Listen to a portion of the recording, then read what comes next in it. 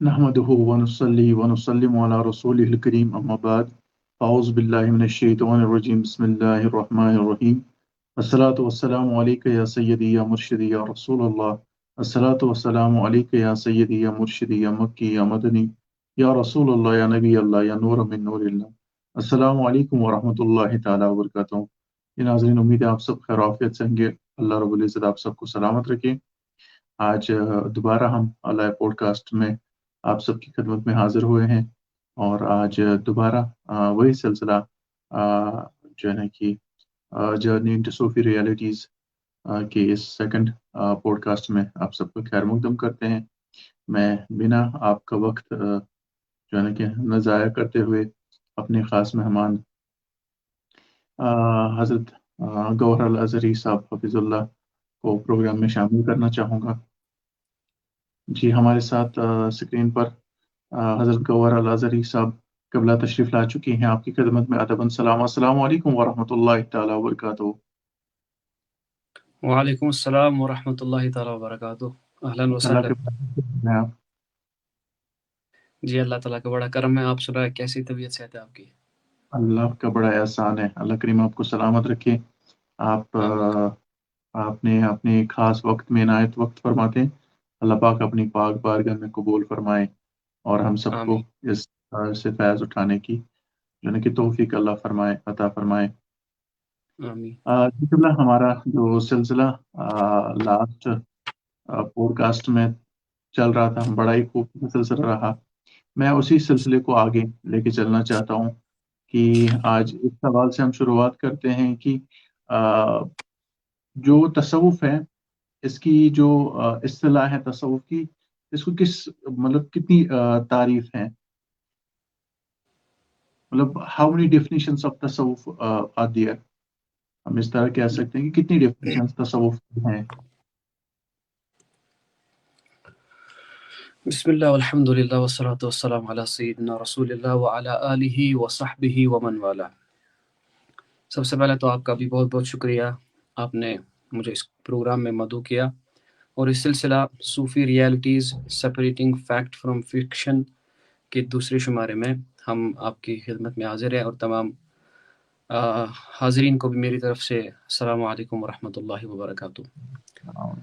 अल्लाह ताला की हम्द व सना के बाद दुरूद व सलाम हो हमारे आका नामदार हज़रत मोहम्मद मुस्तफ़ा सल्लल्लाहु ताला अलैहि वसल्लम की ज़ात बाबरकत पर, जिनकी तुफ़ैल से, जिनकी निगाह फैज़ से हम लोग जी रहे हैं।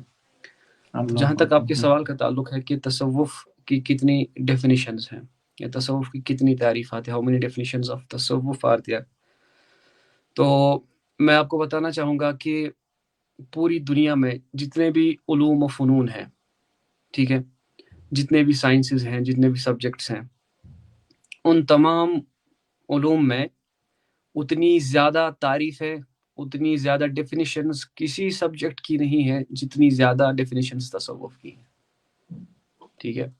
तो सबसे ज़्यादा डेफिनिशंस जिस इल्म को, जिस फ़न को दी गई है और जितनी ज़्यादा डेफिनिशंस में इसको डिफ़ाइन किया गया है, तो उनमें पहला दर्जा तसव्वुफ़ को आता है, इल्म तसव्वुफ़ को। बल्कि आपको जानकर हैरानी होगी कि हज़रत शेख शहाबुद्दीन सुहरावर्दी रज़ियल्लाहु ताला अन्हु, वो अपनी किताब अवारिफ़ुल माआरिफ़ में फरमाते हैं कि तसव्वुफ़ की जो तारीफ़ात है, यानी बुज़ुर्गों ने, हमारे अकाबिर ने, औलिया ने जितनी तारीफ़ात तसव्वुफ़ की हैं, वो तकरीबन 1000 तारीफ़ात के करीब जाके पहुँचती है। अल्लाहु अकबर, अल्लाहु अकबर। जी, 1000 तारीफ़ात तसव्वुफ़ की है। ये शेख शहाबुद्दीन सुहरावर्दी फरमाते हैं रज़ियल्लाहु ताला अन्हु। और उसके अल्लाह बाद अल्लाह। शेख ज़र्रुक रहमतुल्लाहि ताला अलैह, जिनका तज़किरा हमने पिछले प्रोग्राम में भी किया था, तो शेख जी, ज़र्रुक जी। फरमाते हैं, अब इमाम सुहरावर्दी तो पिछले बुज़ुर्ग थे, बहुत पुराने बुज़ुर्ग हैं, जी। और शेख ज़र्रुक उनके बाद वाले हैं। तो शेख ज़र्रुक फरमाते हैं कि मैंने उन तारीफ़ात को गिनने की कोशिश की, तो तकरीबन वो तारीफ़ात 2000 के करीब पहुँचती है, ठीक है। यानी तसव्वुफ़ की डेफिनिशंस करीब 2000 डेफिनिशंस के करीब पहुँचती है। तो शाह साहब, मुझे नहीं पता कि आप कितनी डेफिनिशंस मुझसे पूछेंगे, मैं कितनी डेफिनिशंस अल्लाह एक्सप्लेन करूँगा और किस अल्लाहु जिहत से अकबर। हम तसव्वुफ़ को ایکسپلین کریں گے. اللہ ہو گنی. جی مجھے یہ بتائیے کہ اتنی ساری ڈیفینیشن الگ الگ ہونے کی وجہ کیا ہے؟ مطلب ایک ڈیفینیشن ہونی چاہیے جس سے عام بندے کو سمجھ آئے کہ تصوف یہ ہے. اور اس سے یہ بھی سوال بنتا ہے کہ جیسے بہت سارے بزرگان دین الگ الگ ڈیفینیشنس، اور اس سے کنفیوژن بھی کہیں نہ کہیں عام ذہن کے لیے کریٹ ہوتا ہے. تو الگ الگ اتنی ساری ڈیفینیشنس کی کیا وجہ ہے؟ دیکھیں، اس کی یہ بہت اچھا سوال ہے کہ اتنی ساری ڈیفینیشنز کیوں. ٹھیک ہے، عام طور پر ہر فن کی 2 3 4 5 ڈیفینیشنز ہوا کرتی ہیں. تو تصوف کی ہزاروں ڈیفینیشنز کیوں، اتنی زیادہ تعریفات کیوں؟ تو اس کی وجہ یہ ہے عام طور پر کہ بزرگان دین نے، اولیاء نے جب تصوف کو ڈیفائن کرنا چاہا تو ہر ایک نے اپنے اپنے طور طریقے کے اعتبار سے تصوف کو ڈیفائن کیا. اب اختلاف کیوں ہوا؟ میں اختلاف نہیں کہوں گا. دیکھیں، 2 ٹرمز ہیں. ایک ہوتا ہے اختلاف، ایک ہوتا ہے تنوع. ٹھیک ہے، یعنی اس کو میں اگر انگریزی میں پرونے کی کوشش کروں تو اس کو میں ڈائیورسٹی کہہ سکتا ہوں. ٹھیک ہے، تو علم تصوف کی جو ڈیفینیشنز ہیں نا وہ بہت ڈائیورس ہیں. ڈائیورسٹی ہے ڈیفینیشنز میں. اختلاف نہیں کہوں گا، کیونکہ اگر صوفیہ میں بھی اختلاف ہو تو بچا کیا. ٹھیک ہے، صوفیہ ہی وہ ایک ایسا طبقہ ہے جن کے یہاں اختلاف نہیں. اختلاف تو خشک علم والے کرتے ہیں، اہل دل اہل معرفت اختلاف کرتے نہیں. اب ہر ایک نے اپنی اپنی وجہت نظر سے تصوف کو ایکسپلین کیا. بعض لوگوں نے، بعض صوفیہ نے تصوف کی ابتدا کو ذہن میں رکھ کر تصوف کی تعریف کی. یعنی تصوف کی جرنی جب ایک بندہ ایک سالک مولا سٹارٹ کرتا ہے اس کو دیکھ کے تصوف ڈیفائن کیا تو ان کی ڈیفینیشنز ایک طرف ہو گئی. بعض صوفیہ نے تصوف کی انتہا کو دیکھ کر تصوف کو ڈیفائن کیا تو ان کی ڈیفینیشنز اس طرف ہو گئی. بعض صوفیہ نے جو علم تصوف کے اصول ہیں جن پر تصوف قائم ہے، اصول کو مد نظر رکھ کر تصوف کو ڈیفائن کیا تو ان کی تعریفات الگ ہو گئی. اور بعض صوفیہ نے جو ہے تصوف اور صوفی کے احوال دیکھ کر تصوف کو ڈیفائن کیا. بعض نے صوفیہ کی علامات کو بیان کر کے، یعنی یہ علامتیں جس شخص میں ہوں وہ صوفی ہے، اس طرح سے تصوف کو ڈیفائن کیا. تو الغرض یہ مختلف جہتیں تھی، مختلف جہتوں پر دیکھ کر صوفیہ کرام نے ان پر نظر کر کے اس وجہ سے یہ ساری جو ہے نا تنوع اس میں پایا گیا، الگ الگ ڈائیورسٹی پائی گئی. اور یہ ڈیفینیشنز پہنچ کر ہزاروں بلکہ 2000 تک کے قریب بھی پہنچ گئی. تو یہ بنیادی وجہ تھی کہ ہر بزرگ نے، ہر صوفی نے، ہر شیخ نے اپنی وجہت نظر سے تصوف کو دیکھا اور اس اعتبار سے اس کو ایکسپلین کرنے کی کوشش کی. اس وجہ سے یہ ڈائیورسٹی اس میں پائی جاتی ہے. جی صحیح.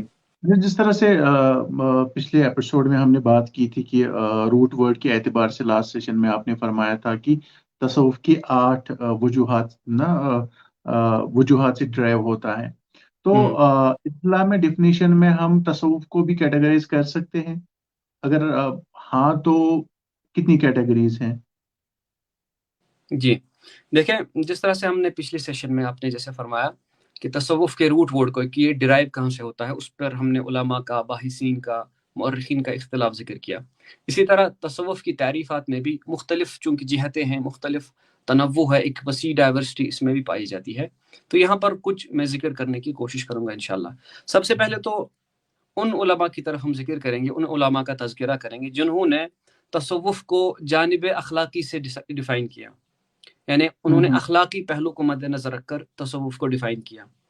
اب مثال کے طور پر حضرت محمد بن علی الکتانی رضی اللہ تعالی عنہ، بہت پرانے بزرگ گزرے ہیں.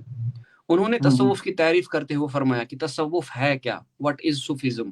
وہ فرماتے ہیں التصوف خلق. اب دیکھیں نا، مختصر 2 الفاظ میں انہوں نے تصوف کو پورا اس سمندر کو کوزے میں بند کرنے کی کوشش کی.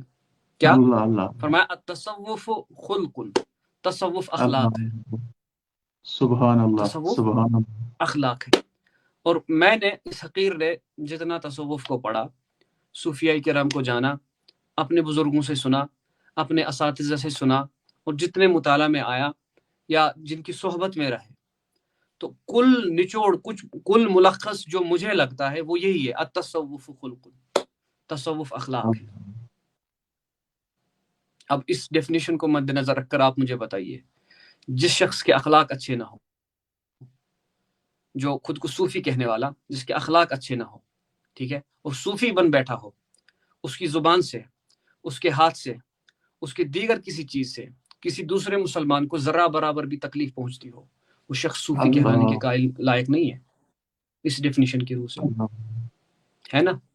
اور بے اتنا ہی شک نہیں، ایسا محمد ہی بن القطانی رضی اللہ تعالیٰ عنہ ہی نہیں، اس تعریف کو آپ کو حیرانی ہوگی امام کشیری نے بھی اختیار کیا، امام اللہ کشیری نے اللہ بھی الرسالہ میں اس تعریف کو اختیار کیا۔ وہ فرماتے ہیں التصوف خلق، تصوف اخلاق ہے، تصوف میٹھے بول بولنا ہے، تصوف کسی کی دل جوئی کا نام ہے، ٹھیک ہے، تصوف بد زبانی کا نام نہیں ہے، تصوف گالیوں کا نام نہیں ہے، تصوف مار پیٹ کا نام نہیں ہے۔ اب اس کو آپ جوڑنے کی کوشش کریں آقا علیہ الصلوۃ والسلام کی احادیث سے، تو حضور نے کیا فرمایا علیہ الصلوۃ والسلام، ایک حدیث پاک کا مفہوم ہے کہ مسلمان وہ شخص ہے، مسلمان وہ شخص ہے جس کے ہاتھ سے، جس کی زبان سے دوسرا مسلمان محفوظ رہے۔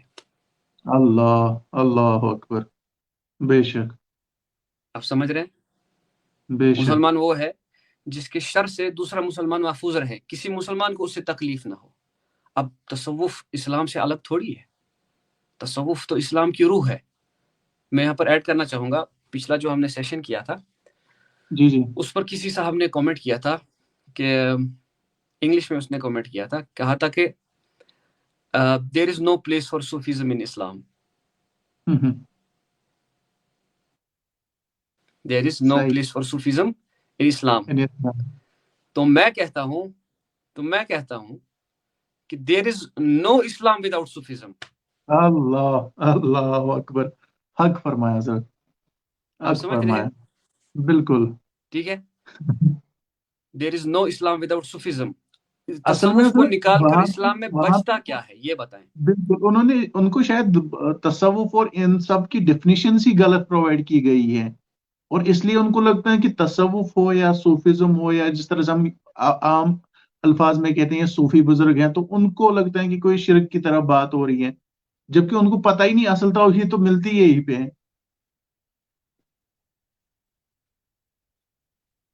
آپ کی آواز بہت زیادہ کٹ رہی ہے، آپ کی آواز بہت بریک ہو رہی ہے حضرت۔ جی جی آپ کو اب آ میری رہی ہے؟ آواز صاف آ رہی ہے؟ جی مجھے آپ کی آواز صاف آ رہی ہے، میری آ رہی ہاں ہے آپ اب کو بہتر حضرت؟ ہے، جی جی جی میں یہ عرض کر رہا ہوں شاید ان آواز اب لوگوں کو ٹھیک ہے لیکن آپ کی اصل میں جی جی جی اب صحیح ہے حضرت؟ بریک ہو رہی ہے ابھی بھی، اور آپ کا ویڈیو بھی جو ہے نا کافی پاز ہو رہا ہے۔ اچھا جی جی میں کوشش کرتا ہوں تھوڑا سا یہ، اب میری آواز صحیح آ رہی ہے؟ آپ اپنی گفتگو کنٹینیو رکھیں تب تک شاید جو انٹرنیٹ کا ایشو ہے وہ سارٹ ہو جائے گا۔ جی آپ کچھ فرما رہے تھے میرے کامنٹ کے جواب میں۔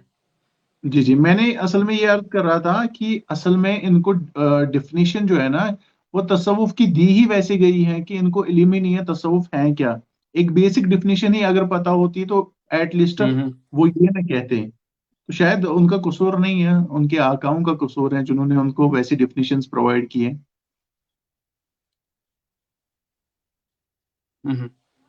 لیکن میں سمجھتا ہوں اس میں دو چیزیں ہیں، مطلب عام طور پر جی لوگوں کے اذہان میں جو تصوف کے ریلیٹڈ مسائل کھڑے ہیں، یا عوام جو تصوف سے بیزار ہے معاذ اللہ، مخالف عوام، میں سمجھتا ہوں کہ اس کی دو وجوہات ہو سکتی ہیں۔ ایک تو ان کی اپنی لا علمی ہے، اپنی جہالت ہے کہ انہوں نے تصوف کو پڑھا بالکل نہیں، ٹھیک ہے۔ اگر وہ تصوف کے مصادر سے پڑھتے، یعنی بزرگوں کی کتب سے پڑھتے، بزرگوں کے احوال سے پڑھتے، بزرگوں کی سیرت سے پڑھتے، تو شاید یہ بات وہ نہ کرتے کہ Islam has no link with تصوف۔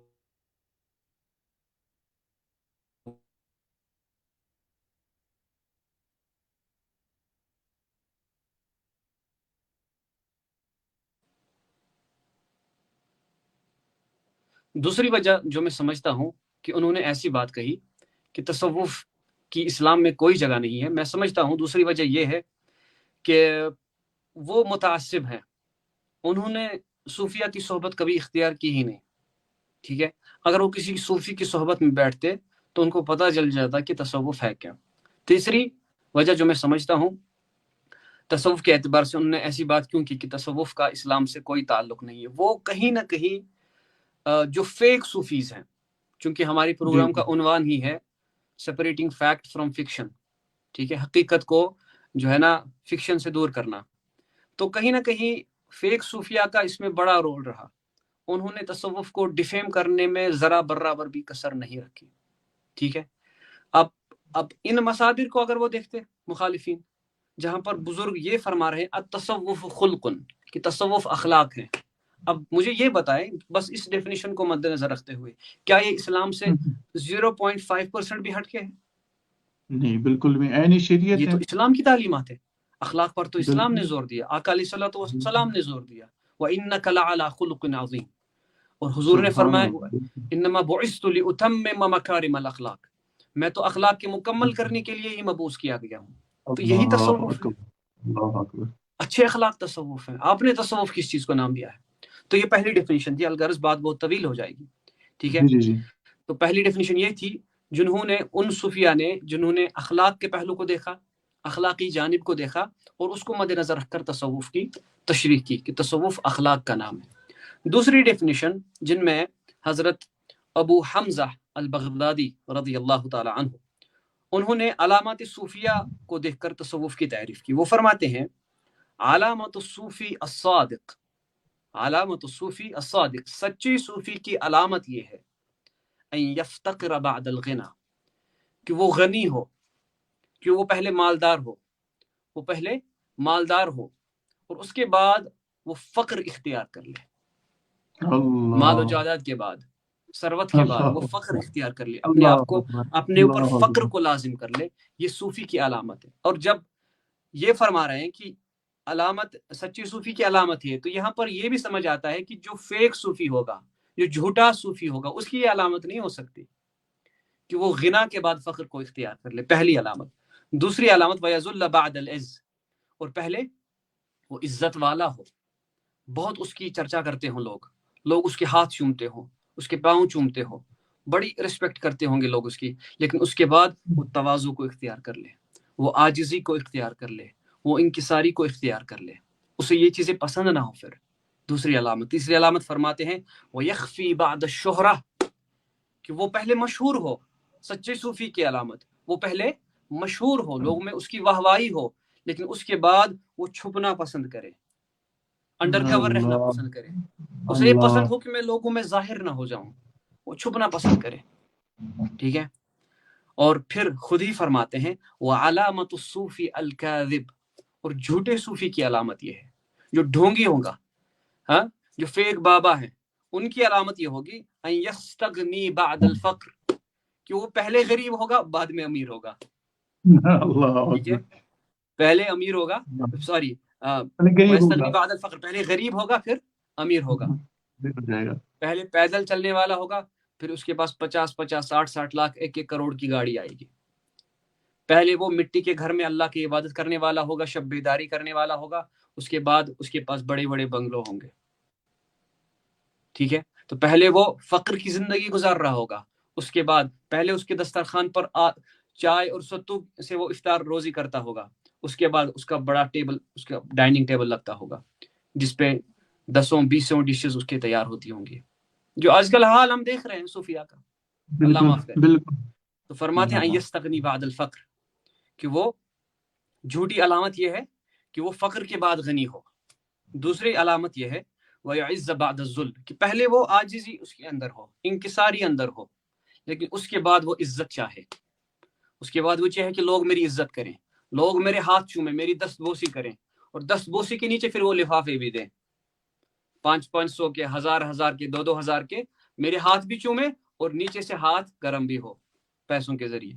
یہ جھوٹے صوفی کی علامت ہے. اس کے بعد فرماتے ہیں وَيَشْتَهِرَ بَعْدَ الْخَفَا، پہلے وہ چھپا رہے، پہلے اس کو کوئی نہیں جانتا ہوگا، وہ صوفی ہوگا، اللہ کے ساتھ اس کا تعلق ہوگا، ٹھیک ہے، اس کو کوئی نہیں جانتا تھا اس وقت، لیکن پھر وہ یہ چاہے کہ اب میں لوگوں میں مشہور ہو جاؤں، اب مجھے لوگ جانیں. ٹھیک ہے، تو یہ حال ہم آج دیکھ رہے ہیں، یہ حال آج ہمارے سامنے ہے نا. تو یہاں پر ان بزرگ نے ڈیفائن کر کے رکھ دیا، الگ الگ کر دیا کہ سچے صوفی کی علامت کیا ہے، جھوٹے صوفی کی علامت کیا ہے. تو اپنے ارد گرد دیکھ لیجئے، متصوفہ کو دیکھ لیجئے، انہوں نے کیا حلیہ بنا کے رکھا ہے. ٹھیک ہے، ہم یہ چاہتے ہیں کہ ہم اگر کوئی نیکی تنہائی میں کر رہے ہوں، شب بیداری میں کر رہے ہوں، کسی کو نہیں معلوم، تو کہیں نہ کہیں ہم یہ چاہتے ہیں کہ میری یہ خوبی، میری یہ نیکی لوگوں پر ظاہر ہو جائے، تو ہم کوئی نہ کوئی راستہ ایسا اختیار کر لیتے ہیں کہ ہماری یہ نیکی ظاہر ہو جاتی ہے، تو الغرض اللہ یہ کر کے اکبر، ہم ہلاکت کے دروازے پر پہنچ جاتے ہیں. استغفر ٹھیک ہے، اللہ العظیم. لا حول ولا قوت الا باللہ. تو یہ دو وجہیں ہو گئی، پہلا جانب اخلاقی، دوسرا علامات جی. صوفی. تیسری جو اس میں ڈیفینیشن ہو سکتی ہے وہ یہ ہے کہ بعض صوفیہ نے تصوف کے اصول کو مد نظر رکھ کر تصوف کو ڈیفائن کیا. تصوف کے اصول، اس میں ایک قول ہے، وہ فرماتے ہیں التصوف مبنی علی ثلاث خصال. تصوف 3 خصلتوں کا نام ہے، 3 خصلتیں جس شخص میں جمع ہو گئی وہ صوفی کہلائے گا. التمسک بالفقر والافتقار، فقر و فاقہ کی زندگی وہ اختیار کر لے، فقیری کی زندگی اللہ اختیار، اپنے اللہ اوپر فقر کو لازم کر لے. یہ صوفی کی علامت ہے، یہ خصال ہے، خصلت ہے صوفی کی، پہلی شرط. دوسری شرط والتحقق بالبذل والایثار، وہ عبادت میں، ریاضت میں، مجاہدے میں بہت محنت کرے. والایثار، جو کچھ اس کے پاس ہے وہ لوگوں میں خرچ کرے، چاہے اس کے پاس علم ہے وہ یہ چاہے کہ لوگوں تک یہ علم پہنچے، اس کے پاس اللہ کی معرفت ہے، اللہ کی معرفت کے پہنچنے کے ذرائع ہیں، ٹھیک ہے، وہ یہ چاہے کہ لوگوں میں یہ عام ہو جائے. ٹھیک ہے، اس کے علاوہ اس کے پاس اللہ نے اس کو مال دیا ہے، وہ لوگوں میں خرچ کرے، غریب غربا میں خرچ کرے، جذبہ ایثار اس کے اندر ہو. اب یہ نہ ہو کہ وہ مرید کو دیکھ کر، مرید کا سٹیٹس دیکھ کر اس کو لوٹنا چاہے، جو آج کل ہم دیکھ رہے ہیں. اللہ، جو بالکل ٹھیک ہے، ایسا ہی. اس کی مثال جو ہے نا، علامہ ڈاکٹر طاہر القادری صاحب دیتے تھے. ایک بار میں نے ان کا ایک خطاب سنا تھا، تو فرماتے ہیں کہ آج کل کے صوفیہ جو ہے نا، اب کسی مرید کی گھڑی دیکھ لی، واچ، بڑی اچھی گھڑی ہوگی، کسی نے کوئی برانڈڈ گھڑی پہنی ہوگی، تو پیر صاحب کیا فرماتے ہیں، اب پیروں کے ابھی ماشاءاللہ قربان جاؤں، ان کے مانگنے کا طریقہ بڑا، ان کو میں کہتا ہوں ڈیسنٹ بھکاری، ایک ہوتا ہے عام بھکاری، تو جی. ایسے جو پیر ہیں ان کو ڈیسنٹ بھکاری میں کہتا ہوں. ڈیسنٹ بھکاری کیا کرتے ہو، کہتے ہیں تہاڈی گڈی بڑی سونی ہے، تہاڈی گڈی بڑی سونی ہے. تو مرید سمجھ جاتا ہے کہ پیر صاحب کی نظر میری گھڑی پہ آ گئی، حضرت آپ رکھ لیجئے، کوئی نہیں آپ حضرت رکھ لیجئے، ارے نہیں کوئی ضرورت نہیں، نہیں حضور آپ کو قبول فرما لے، ٹھیک ہے اللہ تمہارا بھلا کرے. شاید تھوڑی ایسے گڈی شخصوں کو پیر کہنا بھی شاید جو ہے نا کہ جائز نہیں ہے. یہ تو پیر ہے ہی نہیں، پیر تو ہم اولیاء کرام کو کہتے ہیں. بھائی میں وہی عرض کر رہا تھا اب نا. اب تو اب یہ جب عام ہو گیا نا، یہ جو پیر ورڈ اتنا انہوں نے معاذ اللہ چیپ بنایا ہے کہ اس کو ہر دوسرے بندے کے ساتھ ٹیگ کرتے ہیں کہ یہ پیر صاحب ہے. اب پیر تو ہم نے اپنے اولیاء کرام کو دیکھا ہے، ان کو ہم پیر کہتے تھے. تو پتہ نہیں مطلب کہاں سے کہاں مطلب اس ورڈ کو لے کے آئے لوگ. اب پیر کا تو ایک تھا، اب تو ہر محلے میں ایک شیخ طریقت ہے، رہبر شریعت ہے ہر محلے میں، بالکل. ہے نا. تو اللہ معاف کرے. تو فرماتے ہیں کہ اللہ. جو شخص ان چیزوں پر نظر رکھے وہ تو تصوف کے اصول کے خلاف ہی چل رہا ہے. کیونکہ ایک صوفی کا جو جذبہ ہوتا ہے نا، وہ ایثار کا جذبہ ہوتا ہے، بانٹنے کا جذبہ ہوتا ہے، سمیٹنے کا جذبہ نہیں ہوتا صوفی کے اندر. ٹھیک ہے، یہ تو 2 خصلتیں ہو گئی. پہلی خصلت کہ وہ فقر و فاقہ کی زندگی گزاری، فقر والی زندگی گزاری. دوسرا یہ وہ محنت کرنے والا ہو، عبادات پر، ریاضات پر، مجاہدے پر، اور جذبہ ایثار اس کے اندر ہو. اور تیسری خصلت صوفی کی یہ ہوگی وہ ترک التعرض والاختیار، وہ لوگوں میں مشہور نہ ہونا چاہے، اس کی یہ خواہش نہ ہو کہ میں لوگوں میں مشہور ہو جاؤں.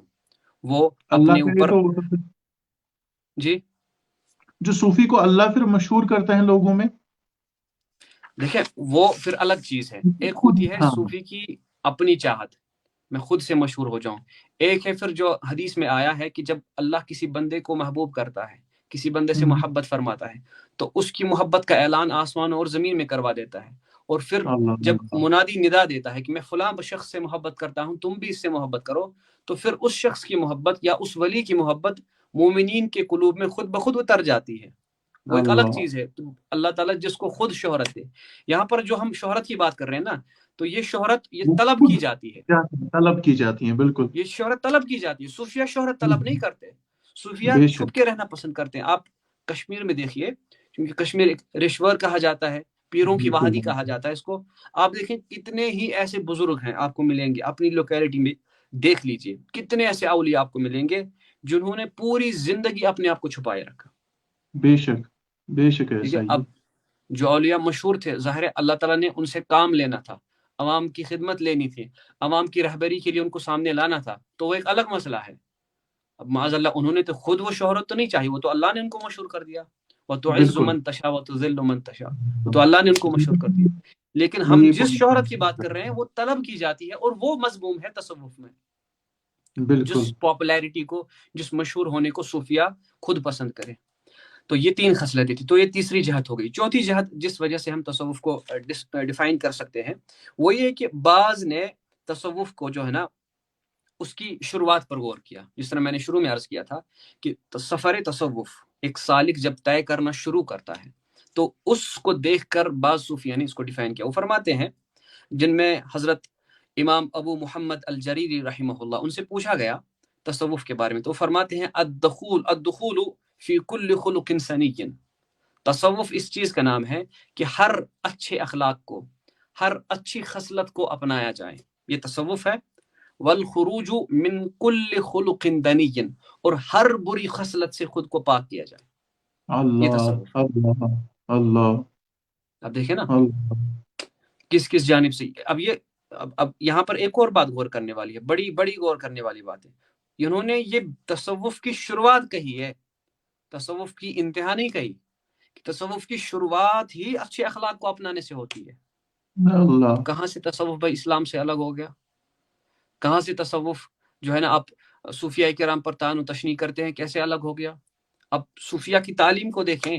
صوفیاء کی تعلیم یہ ہے کہ پہلے اپنے اخلاق کو درست کرو، پہلے اپنے کردار کو درست کرو، اپنی گفتار کو درست کرو، ٹھیک ہے، اپنے معاملات کو درست کرو. یہ تصوف کی شروعات یہاں سے ہوتی ہے. ایک یہاں سے بزرگ دونوں چیزیں رحمہ اللہ سے کلیئر ہوتی پوچھا گیا ہیں. تھا. جو لوگ اس سے اعتراض کرتے ہیں ان کے لیے بھی جی یہاں پہ یہ پوائنٹ کلیئر ہوتا ہے کہ یہ عین شریعت ہے، اور ان لوگوں کے لیے جو تصوف کا نام لیتے ہیں اور دوسروں کی سفاریاں لیتے پھرتے ہیں کہ آپ میرے شان میں آپ نے یہ بات بولا، اب دیکھو آپ کے ساتھ کیا کیا جائے گا، تو وہ بھی خود کو صوفی کہتے ہیں. تو یہاں دونوں چیزیں کلیئر ہو رہی ہے، چاہے وہ ہمارے لوگ ہو چاہے وہ غیر ہو، یہ دونوں کے لیے آپ نے بڑی جو ہے کہ جو یہ ڈیفینیشن اس کی فرمائی. تو یہ دونوں کے لیے جو ہے نا کہ ان کے لیے جو ہے نا کہ ہدایت کا اللہ کرے کہ راستہ بنے. بالکل مشعل راہ ہے دونوں کے لیے، اپنوں کے لیے بالکل اور جو مخالفین ہیں تصوف کے وہ ان کے لیے بھی. تو یہ چوتھی وجہ تھی کہ تصوف کی بنیاد ہی اخلاقیات پہ ہے، اور یہ تصوف کی بنیاد ہے جب ایک سالک شروع کرتا ہے. تو یہ 4 ڈیفینیشنز ہوگی. 5ویں ڈیفینیشن، بعض لوگوں نے ہے نا تصوف کی مختلف جہتوں کو دیکھ کر تصوف کو ڈیفائن کیا. اب یہاں پر میں حضرت شیخ جنید بغدادی رحمۃ اللہ تعالی علیہ ان کا قول ذکر کرنا چاہوں گا. وہ فرماتے ہیں تصوف کے بارے میں تصوف ہے کیا. اب انہوں نے ایک ہی ڈیفینیشن میں مختلف جہتوں کو کور کیا.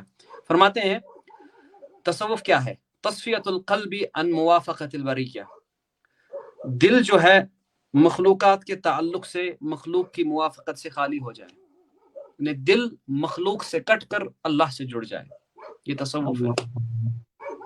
ٹھیک ہے. پھر فرماتے ہیں ومفارقۃ الاخلاق الطبیعیہ، اور تمہاری جو نفسانی اخلاق ہے، تمہاری نیچرل انسٹنکٹس ہے، ان سے تمہاری طبیعت الگ ہو اور تم اچھے اخلاق کی طرف بڑھو. اب انہوں نے بھی اخلاق کا ذکر کیا. آگے واخماد الصفات البشریہ، اور تمہارے اندر جو بشری صفات ہے، بشری صفات کیا ہے؟ غصہ کرنا، جلد بازی کرنا، ٹھیک ہے، یہ انسان کے انسٹنکٹ میں ہے، نیچرل چیزیں ہیں یہ. تو ان کو ٹھنڈا کرنا، ان صفات کو ٹھنڈا کرنا. ومجانبۃ الدواعی النفسانیہ، خواہشات کو دبا دینا، یہ اخلاق، یہ تصوف ہے. ومنازلۃ الصفات الروحانیہ، اور روحانی صفات کو اپنانا. والتعلق بالعلوم الحقیقیہ، اور حقیقی علوم سے خود کو آراستہ کرنا. واستعمال ما هو اولى على العبدیہ والنصح لجميع الامہ والوفاء للہ على الحقیقہ، لوگوں سے کٹ کر اللہ کے ہو جانا مختصراً. اور آخر پر جس جملے کی توجہ میں آپ کی چاہوں گا، فرماتے ہیں واتباع الرسول صلی اللہ علیہ وسلم فی الشریعہ، صلی اللہ شریعت میں علیہ حضور کی اتباع کرنا، یہ تصوف ہے. اللہ اکبر، اصل چیز یہی ہے. اصل شریعت تو میں یہی حضور کی اتباع کرنا یہی یہ صرف سب تصوف ہے. یہی تو گمراہ ہوتے ہیں سب، اس کو چھوڑ کے کہیں اور چلے جانا اور اس کا نام اب تصوف آپ دینا. نے تصوف کس چیز کا نام دیا ہے بھائی؟ تصوف آپ کس چیز کو کہہ رہے ہیں؟ خلاف شرع جو کام ہمارے سماج میں ہو رہے ہیں، ہمارے متصوفہ کر رہے ہیں، اس کو آپ نے تصوف کا نام دیا ہے. معاذ اللہ. اللہ اور اللہ کی رسول کی شریعت کو پامال کر رہے ہیں، اس کو آپ نے تصوف کا نام دیا ہے.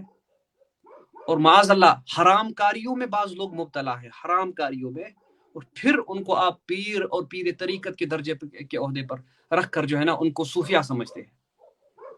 یہ جنید بغدادی رحمہ اللہ کا قول آپ کے لیے جو ہے نا ایک میزان کی طرح ہے، ایک ترازو کی طرح ہے. اس میں آپ تصوف اور صوفیہ کو جو ہے نا تول کے رکھیے، آپ کو پتہ چلے گا کہ تصوف کس چیز کا نام ہے، تصوف کہتے کسے ہیں، کہ تصوف شریعت سے الگ ہے یا شریعت سے ہٹ کر ہے.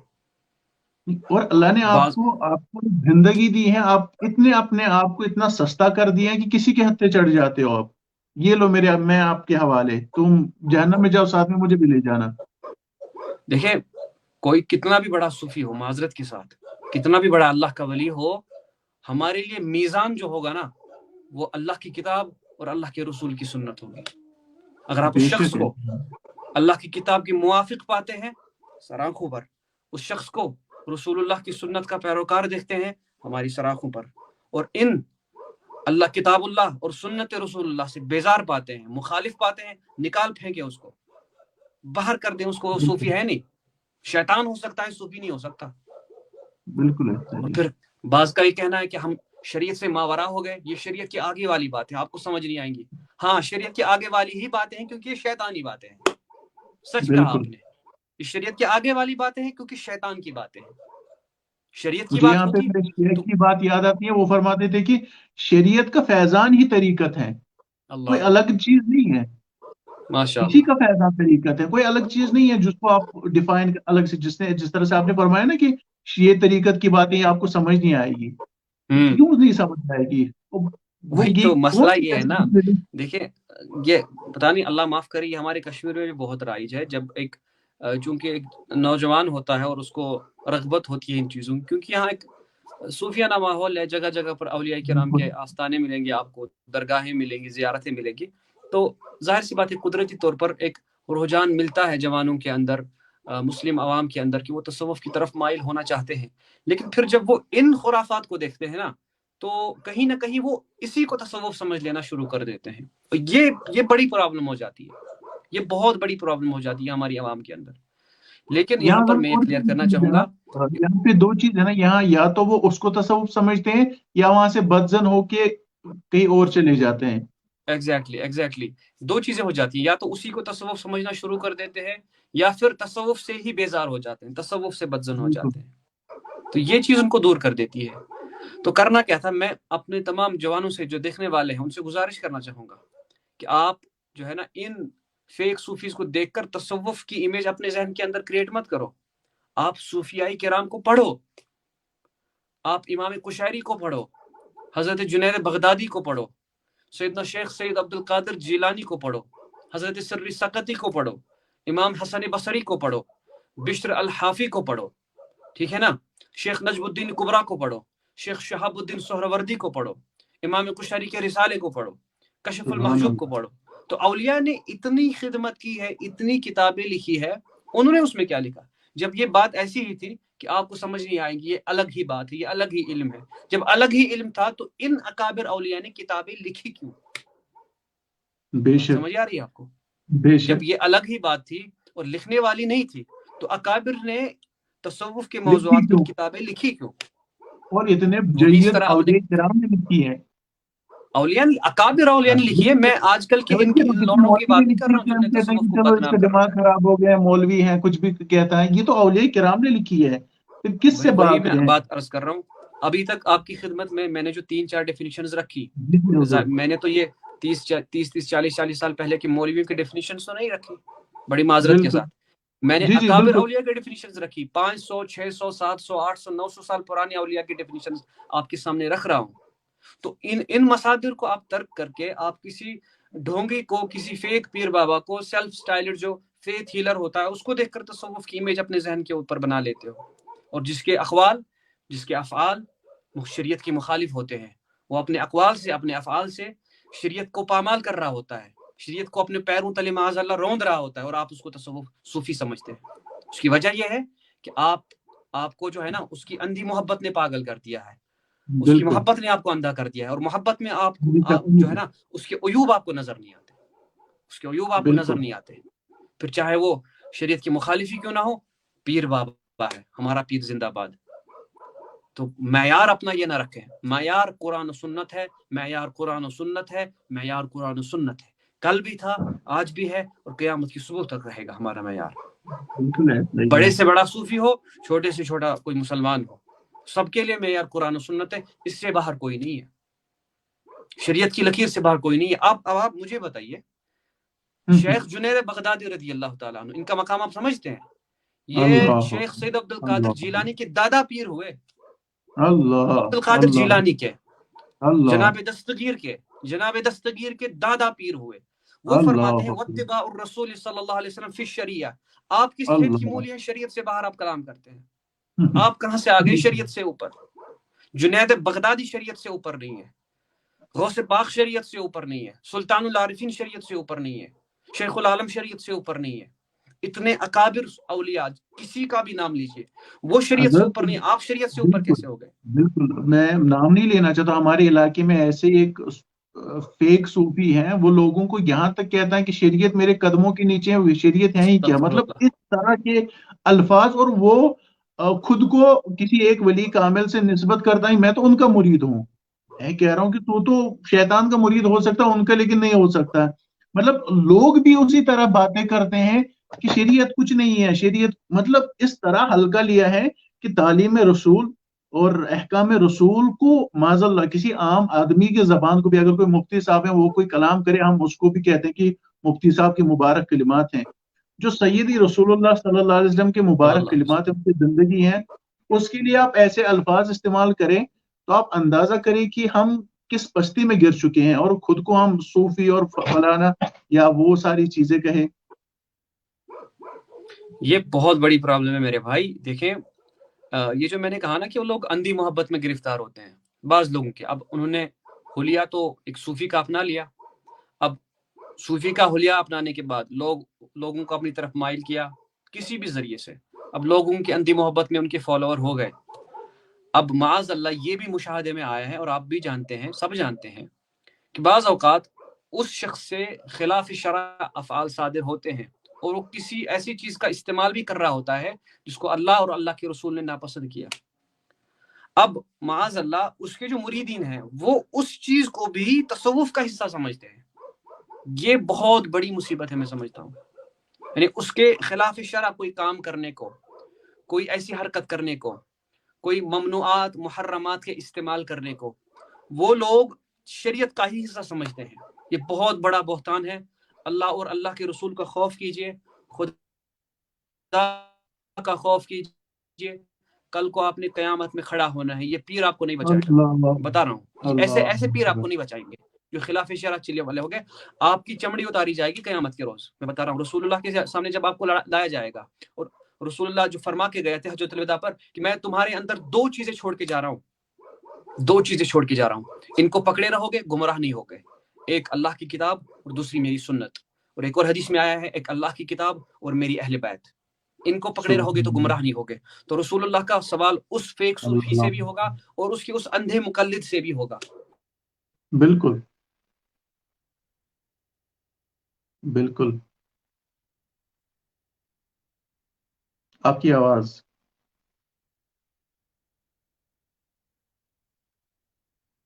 جی حضرت، آپ کی آواز نہیں آ رہی ہے، آپ ایک کام کریے، شاید آپ کی کال آ رہی تھی، آپ ایک دفعہ ریجوائن ہو جائیں۔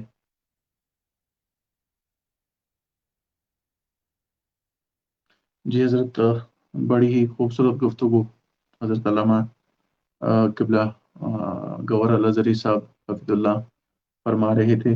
ہم سب کو چاہیے کہ ہم شریعت محمدی صلی اللہ علیہ وسلم کا پاس رکھے اور تعلیمات رسول کی اہمیت کو سمجھے کہ رسول خدا صلی اللہ علیہ وسلم نے جو تعلیمات ہمیں عطا فرمائی ہیں، جو قرآن حدیث کے ذریعے ہم تک پہنچی ہے، ہمارے لیے وہی حجت ہے، اور ان ہمارا ٹاپک، کچھ کمنٹس ایسے آئے ہیں کہ شاید ہم پیران عظام یا صوفی کرام کے خلاف ہیں، چیز کو کلیئر کریں. ہم انہی کے ماننے والے ہیں، لیکن ہم اس چیز کا تذکرہ کر رہے ہیں جو جعلی لوگ اس میں. جی ہم جی حضرت بسم اللہ. بسم اللہ. آپ کو آواز آ رہی ہے اب میری؟ جی جی بالکل.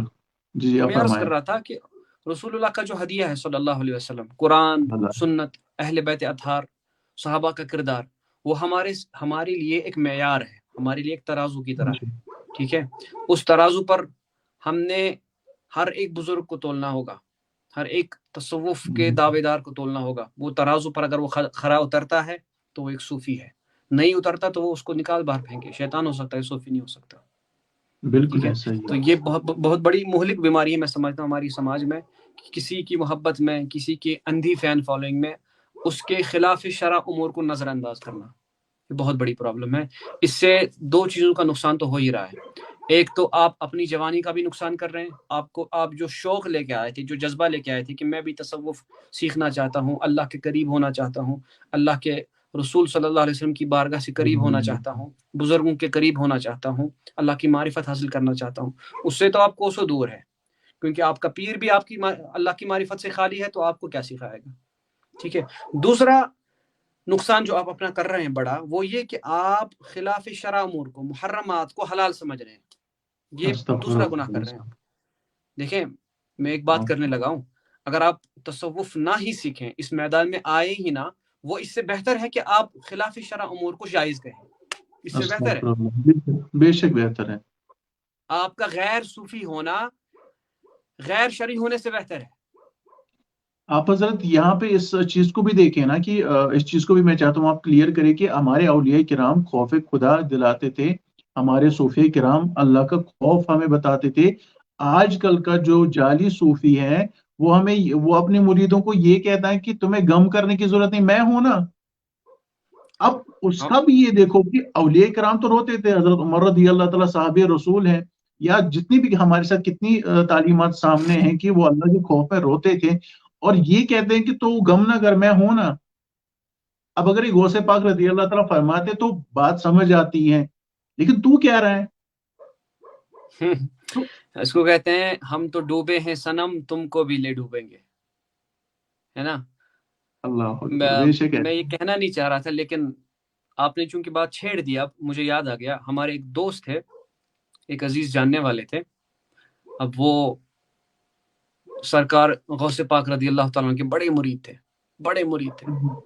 ایک بڑے پیر صاحب سے ان کی صحبت بھی تھی، خلیفہ کہہ لیجئے. ٹھیک ہے، تو ان کی صحبت میں وہ کافی رہے، ختمات المعظمات، انتظامات، مجالس، ان سب چیزوں کو دیکھنا. لیکن اور 11ویں کا اہتمام بندہ بڑی زبردست طریقے سے کرتا تھا. 11ویں اس نے کرنی ہی کرنی ہے، کچھ بھی ہو 11ویں بھائی کرنی ہے، اور بڑے اہتمام سے، بڑے پیسے خرچ کرنے، لوگوں کو دعوت دینا، کھانا کھلانا. یہ میں اپنا مشاہدہ بتا رہا ہوں. لیکن بندہ فرض نماز نہیں پڑھتا تھا. اللہ اکبر کبیرہ. 11ویں اس کو کرنی تھی ہر مہینے، 10-20 لوگوں کو بلا کے، کھانا پکا کے، سب چیزیں کر کے، لیکن نماز نہیں پڑھنی تھی اس کو. تو میں نے اس کو ایک دن پکڑ کے سمجھایا. میں نے کہا میرے بھائی، برا تو نہیں لگے گا؟ کہا نہیں، بتائیں. تو میں نے کہا واللہ مجھے ایسی فیلنگ آ رہی ہے کہ غوث پاک اگر آپ آج زندہ ہوتے نا، بظاہر غوث پاک اگر زندہ ہوتے تو ڈنڈا لے کے تمہیں بہت سودتے تمہیں، بہت مارتے تمہیں. کہا کیوں، ایسا کیوں؟ میں نے کہا غوث پاک اس بات سے ناراض نہیں ہوں گے کہ تم ان کی 11ویں نہیں کر رہے ہو، اس سے ان کو کوئی فرق نہیں پڑے گا، تم غوث پاک کی 11ویں نہیں کر رہے. لیکن ہاں، اس سے غوث پاک ضرور ناراض ہوں گے کہ تم فرض نماز کو ترک کر رہے ہو. تم بھلے ہی غوث پاک کی 11ویں نہ کرو، تم غوث پاک کی 11ویں نہ کرو، لیکن فرض نماز کو نہ چھوڑو، فرض نماز کی پابندی کرو. تمہارے اوپر غوث پاک کی مہر ہوگی، غوث پاک مہربان ہوں گے، غوث پاک کی روح تم سے راضی ہوگی. قصیدہ غوثیہ کو دیکھ لیجئے، غوث پاک کیا فرماتے ہیں؟ میرے مرید وہ ہیں جو گرمیوں کے لمبے لمبے دنوں میں روزہ رکھنے والے ہیں، اور سردیوں کی شدت کی راتوں میں شب بیداری کرنے والے ہیں. اب آپ یہ علامتیں خود میں دیکھ لیجئے، اور ان سلسلہ قادریہ سے منسوب ان فیک بزرگوں کے اندر دیکھ لیجئے. کہاں سے کہاں لا کے کھڑا کر دیا انہوں نے تصوف کو. الغرض بات بہت لمبی ہو جائے گی، تو میں یہاں پر یہ کہنا چاہ رہا تھا کہ شیخ جنید بغدادی رضی اللہ تعالیٰ نے مختلف جہتوں سے تصوف کو ایکسپلین کیا، اور آخر پہ لا کر شریعت محمدی صلی اللہ علیہ وسلم نے اس کو قید کر کے رکھ دیا کہ یہ بنیاد ہے. اب شریعت سے گزرا وہ صوفی نہیں ہو سکتا، شریعت پر اس پر عمل پیرا کرنا ہوگا. چھٹی ڈیفینیشن، بعض لوگوں نے تصوف کے وسیلے کو اختیار کر کے تصوف کو ڈیفائن کیا، تو انہوں نے یہ فرمایا، میں مختصراً عرض کر رہا ہوں کہ تصوف یہ ہے کہ دنیا سے لا تعلقی کی جائے، اور دنیا اور اس کے جھمیلوں سے، نفس اور نفسانی شیطان سے، نفسانی خواہشات سے شیطان کو اپنے آپ سے دور کر دیا جائے، دنیا کی محبت دل سے نکالی جائے. اور یہاں پر انہوں نے فرمایا وَالسَّيْرُ عَلَى طَرِيقَةِ الْحَبِيبِ محمد صلی اللہ علیہ وسلم، اور خود کو حضور کے نقش قدم پر چلانے کا نام تصوف ہے. آپ دیکھیں گے جتنی باتیں ہم نے شروع سے ابھی تک کی، یہ پونے گھنٹے کا لیکچر ہو گیا آج. پونے گھنٹے میں ہر ایک ڈیفینیشن میں ہم نے یہ ذکر کیا کہ حضور کے راستے سے ہٹ کر تصوف کا نام نہیں ہے، حضور کی اتباع کا نام تصوف ہے. آپ کچھ کہہ رہے تھے؟ میں نے کہا ہر ایک بات جو تصوف کی آپ نے فرمائی عین شریعت ہے، عین شریعت، اس سے کوئی ہے ہی نہیں، باہر نہیں ہے نا. دیکھیں جب جناب غوث پاک شریعت سے باہر نہیں ہے تو کون سا بڑا صوفی اب لا کے مجھے کس کی مثال دیں گے آپ مجھے؟ بات ہی ختم ہوگی نا. اب شیخ عبد القادر جیلانی کے دادا پیر شیخ جنید بغدادی جب شریعت میں اس کو قید کر رہے ہیں، تو آپ کو کس بزرگ کی مثال آپ دیں گے مجھے؟ کس صوفی کی مثال آپ دیں گے مجھے؟ ان کے اوپر تو بات ہی ختم ہو گئی، کلام ہی ختم ہو گیا. ٹھیک ہے، ایسا نہ کریں. ساتویں ڈیفینیشن مختصراً کیونکہ وقت بہت ہو گیا. ساتویں ڈیفینیشن جس میں، جس طرح میں نے شروع میں عرض کیا تھا کہ کچھ بزرگوں نے تصوف کے جب سلوک میں جب بندہ آتا ہے تو ابتدا پر غور کرتے ہوئے تصوف کو ڈیفائن کیا، اور کچھ نے تصوف کی انتہا کو دیکھ کر، یعنی تصوف کے مقصد، اس کی غایت کو دیکھ کر تصوف کو ڈیفائن کیا. تو اس طرح کی ایک ڈیفینیشن شیخ جنید بغدادی رضی اللہ تعالیٰ عنہ ان سے بھی مروی ہے. وہ فرماتے ہیں انہیں پوچھا گیا، سئل الجنید عن التصوف، حضرت جنید بغدادی رضی اللہ تعالیٰ عنہ سے پوچھا گیا کہ حضرت تصوف کس چیز کا نام ہے؟ تو فرماتے ہیں اجاب بقولہ هو ان یمیتک الحق عنک ویحییک بہ. آخری بات، اور یہ بہت لطیف بات ہے، هو ان یمیتک الحق عنک ویحییک بہ، کہ حق مولا تمہیں خود سے مار کے، یعنی اپنے آپ سے مار کے خود سے زندہ کرے، یعنی تمہیں اپنے جسم سے، اپنے نفس سے فنا کر دے اور خود سے بقا عطا کرے. تو یہاں پر فنا اور بقا کا کانسیپٹ آتا ہے. وَأَن يُمِيتَكَ الْحَقُّ عَنْكَ، حق تمہیں خود سے مار دے وَيُحْيِيكَ بِهِ، اور اپنی ذات سے زندہ کر دے. فنا اور بقا کا کانسیپٹ شیخ جنید بغدادی رضی اللہ تعالیٰ عنہ. اور آخری ڈیفینیشن یہاں پہ میں ذکر کرنا چاہوں گا جنہوں نے تصوف کو اس طرح بھی ڈیفائن کیا. وہ فرماتے ہیں التصوف صفاء و مشاہدہ، جنہوں نے وسیلے کو بھی اختیار کیا، غایت کو بھی اختیار کیا. فرماتے ہیں تصوف دل کی پاکیزگی کا نام ہے، تصوف تصفیہ قلبی کا نام ہے، اور فرماتے ہیں پھر آخر پر تصوف مشاہدے کا نام ہے. کیونکہ تصوف جب ایک بندہ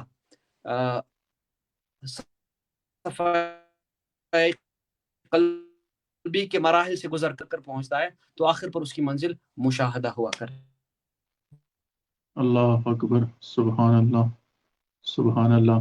حضرت مجھے یہ فرمائے کہ ہم ان 8 ٹائپ کی جو ڈیفینیشنز، ان کا جو خلاصہ آپ کر سکتے ہیں، ہم اس کو کس طرح سے جو کہ ساری ڈیفینیشنز کو جمع کر کے ہم کیا سمجھے کہ واٹس تصوف؟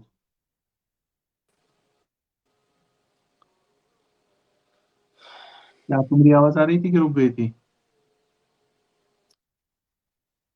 جی آواز آ رہی تھی. میری آواز آ رہی ہے آپ کو؟ جی بالکل آ رہی ہے. میں یہ سوال کر رہا تھا کہ آپ نے جو یہ 8 ڈیفینیشنز بتائی، ان کا آپ خلاصہ کر سکتے ہیں؟ اگر ہم ان ساری ڈیفینیشنز کو ملا کے ہم کیا سمجھے واٹس تصوف؟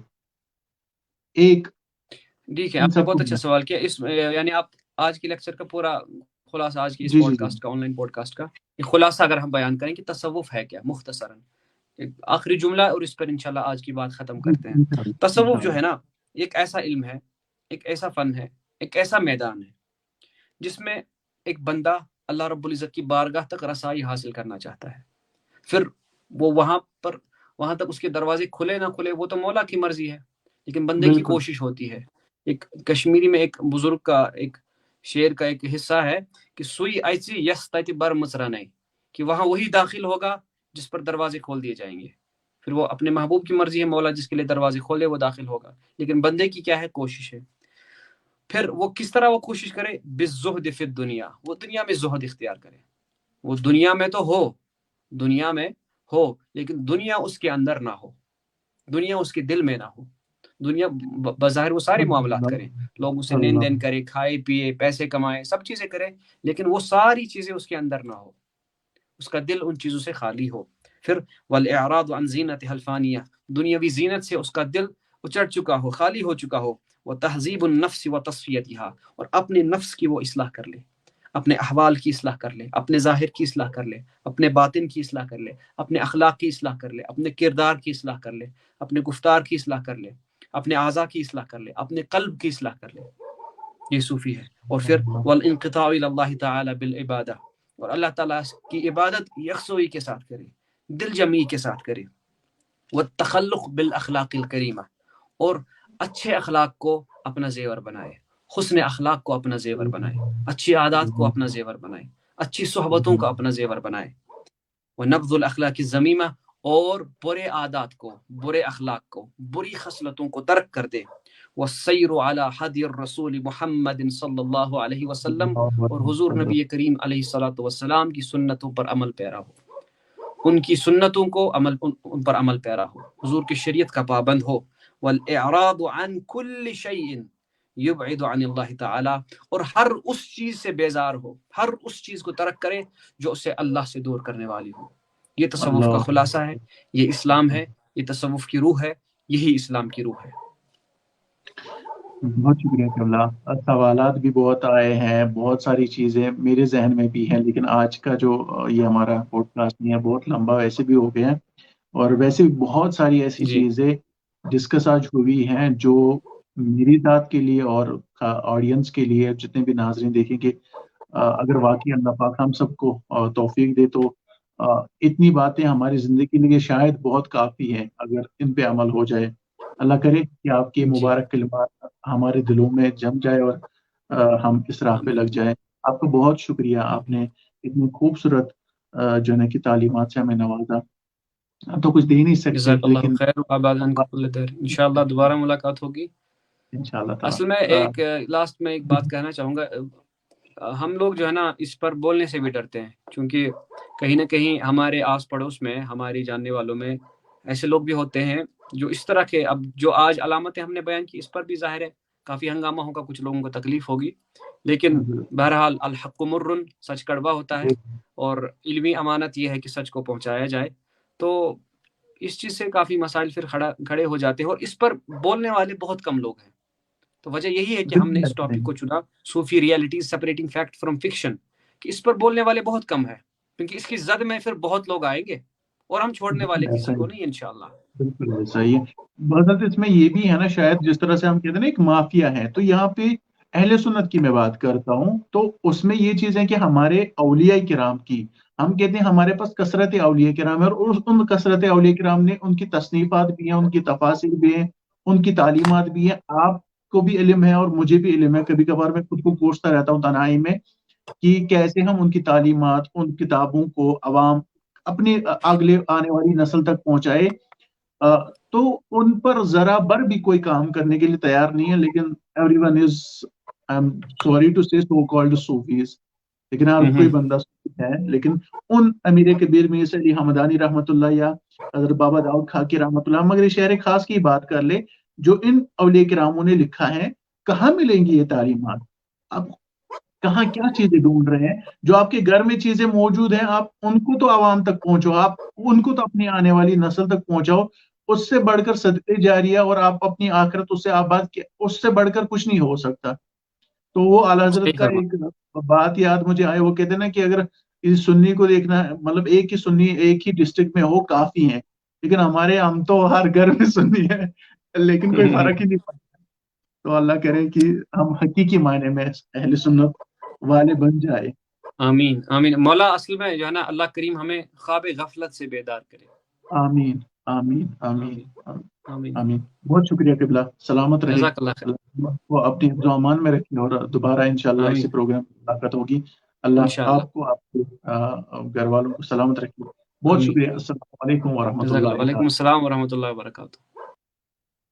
جی ناظرین، ہمارے ساتھ علامہ گورال ازری صاحب قبلہ تشریف فرما تھے، اور جنہوں نے بہت ہی خوبصورت گفتگو فرمایا. اللہ کریم یہ ساری گفتگو اپنی پاک بارگاہ میں قبول اور منظور فرمائے، اور ہم سب کو دین حق کی خدمت کرنے کی اللہ پاک توفیق نصیب فرمائے، اور ان تعلیمات پہ عمل کرنے کی اللہ پاک توفیق نصیب فرمائے. آپ سب کا بہت شکریہ. جتنے بھی ناظرین دیکھ رہے ہیں ان سب کا شکریہ. کوشش کرے زیادہ سے زیادہ لوگوں تک یہ پروگرام پہنچائے.